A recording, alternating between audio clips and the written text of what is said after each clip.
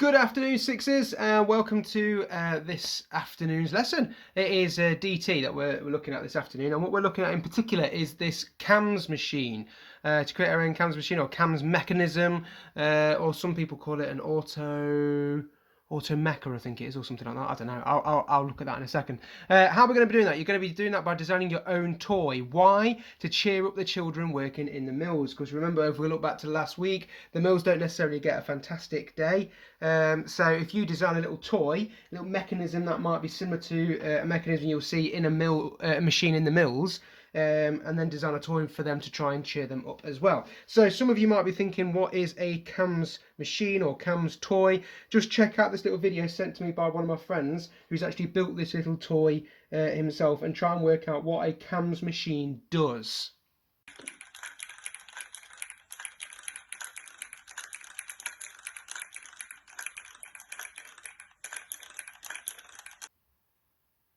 Okay, so hopefully you had a look at that little machine. And my question to you then is, how was the toy moving? So pause the video and have a little conversation with the person next to you, or your dog, or your cat, or your gerbils. How was the toy moving? Off you go.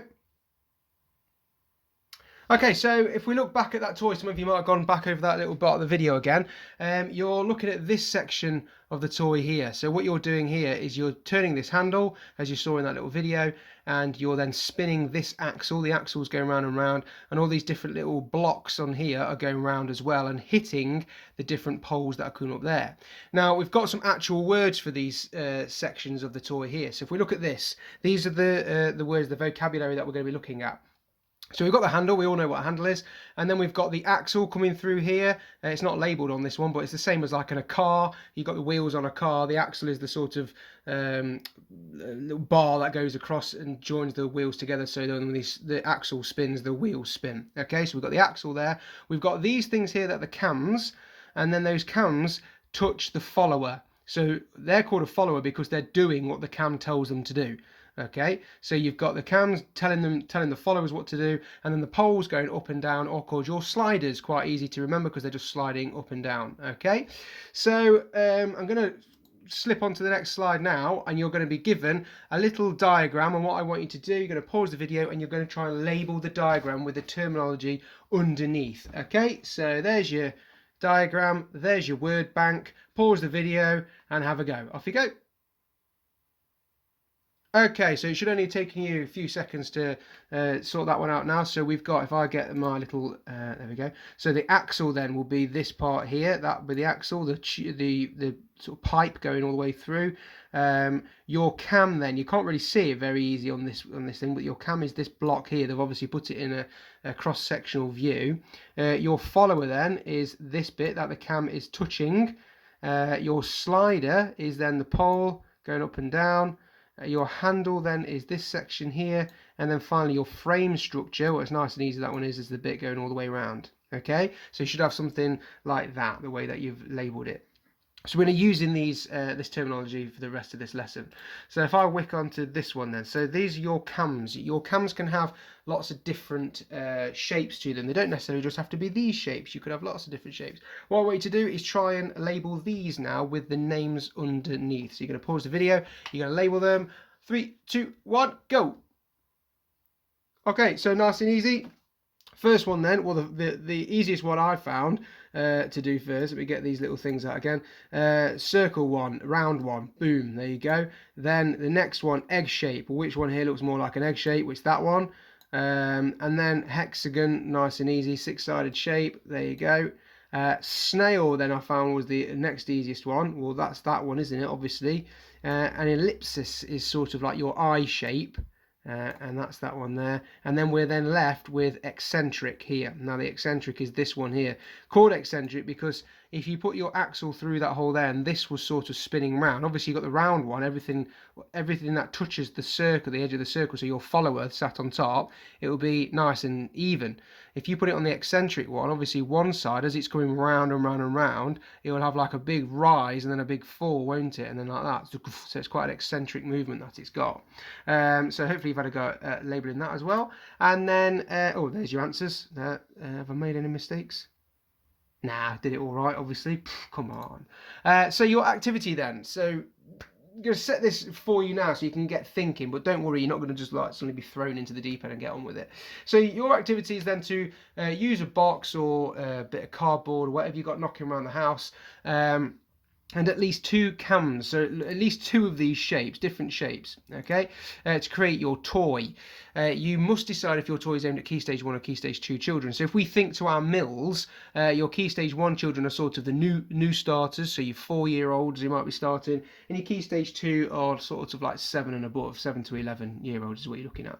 Your toy could be, well, any of these sorts of themes really, but try and really challenge yourself to make them sort of Victorian themed. So they wouldn't have a car looking like this in a Victorian themed thing, or like a seal like this, because they would never have seen one. But you could still use a different animal. You've got farm animals here, a different animal or a different vehicle, maybe a horse and cart or something like that.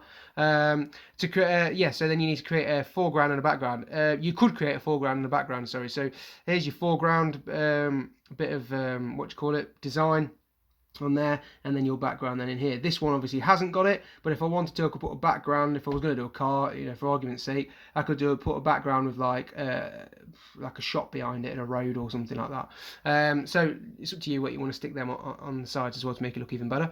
And then it says here, make sure your work is high quality. Well, of course it's going to be high quality.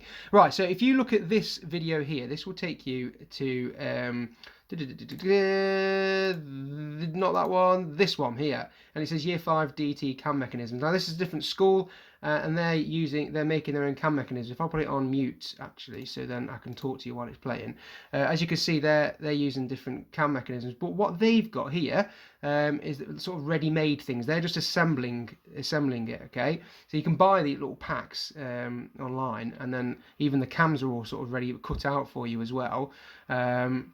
And the sliders, not the followers as well. The sliders, I think you cut to size, but all these sort of like the framework and everything is you can buy it in packs, and that's what they're using. So they're just assembling it, but you're going one step further. You're going to make it. Okay, so you're really going to push yourself there. So you can look through that video. They've got some really nice ideas on that video for sort of toy ideas that you might want to make. So your next slide then will push you onto the video in the playlist. So now that will take you to this video here, Automator, that's what it's called. I can't remember what I called it, Autobot or something like that, I can't remember now, but yeah, so we've got this video here. Now there are thousands of videos on making these automators or cams machines and everything. I just put making a cams mechanism Key Stage 2, and that was the one I found, and there's the Year 5 one as well. But here you've got like what are cams, so you might want to watch that for some sort of research. Here's somebody making one quite high-tech one. I think there's a Year 8 video, so yeah, compilation of Year 8 cam toys. So they've made an amount of actual wood and everything as well. So when you move to secondary school and doing woodwork, you'll make something like this as well. Oh, there's a little toy project thing there as well. That's nice. Oh, look at the egg hatching. That's a good idea. Anyway, so there's loads of ideas on there as well. So all I did was make a cam mechanism Key Stage 2 in there. So there was this one here, and the reason I chose this one was because it's like something you'd create out of cardboard. Not like a pack that you've already bought into, not wood like that Year 8 one. It's made out of cardboard and everything. This guy's just printed out a little ballerina dancer on there. He has got a glue gun though. You don't necessarily need a glue gun if you've got one at home. Happy days. If you haven't, just use some Pritt Stick or some PVA glue. It does exactly the same thing. So if I just show you though the finished product, this is different because he uses he creates not one that goes up and down. Let me mute that again. He creates one that goes round and round because he creates like a round, because he's created a round cam. The cam doesn't go up and down. It's just going to be quite even all the time. So if you see it there, it's touching the follower, and he puts it on the edge of the follower. So it just needs to touch the cam above it. Cam above it, you mean the follower, please. Again, the cam should not touch the back of the cardboard cutout. Anyway, so it gives you instructions as you go along. So if I try and get to the end here, you'll see this bit here where he's just turning it. Obviously, it's spinning around. Get rid of the writing. Come on, show us the cam. There you go. So because it's even, it's touching the follower there, it's just going to spin round. If you put a different size cam on there, so if I put like the egg-shaped cam on there, that would obviously spin around and it wouldn't be even because the egg shape's got like a point to it. So then it will push and come down, you see. So there's a sort of difference there, investigation there. So I just wanted to show you that. You can obviously watch this because he gives you a step-by-step guide on how to do it. It's nice and simple. He's only used one cam and one follower and one slider. you're going to use two. You're going to try and create two different cams on there as well, because then you're going to see the difference in movement. Okay, you're going to investigate the difference in movement. And then again, if you want to, with your toy, you can print out the sort of toy on there. You can obviously just draw it and stick it on. It's totally up to you how you want to do that. And then the foreground and background you could just stick on the top of the box as well. I think that's everything. So, oh yeah, there's this bit as well.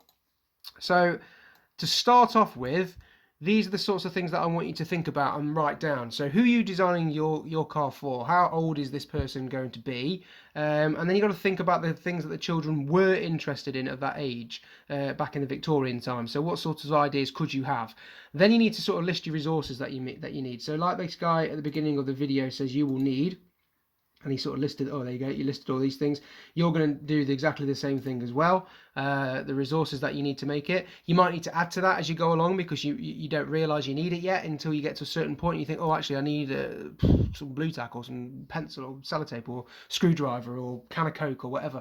Yeah, you got it in there. You can whack it down. And then the cams you will use. So you're just going to list two cams here. It might be that you use an ellipsis and an eccentric, or you might use a hexagonal and egg shape. The two cams that I will see in your drawing will be these two. Your mechanism will be these two here. Okay, and that's it. So it's over to you then. When you post your work, post a picture of it or post a video of it. Better yet, the video, so I can actually see it moving as well. Even if you've posted the video and you're talking over the top of it to tell me how it's moving, the difference between them, and maybe some problems that you've come across as well. Tomorrow we are going to move on to evaluating this and the sort of science behind the cams as well. So don't worry about evaluating it just yet, but think about, oh, if I was to do it again, what would I do differently? Or if you come across a problem, note it down, because that's how you evaluate things. Note down the problem and then you go, and this is how I solved it.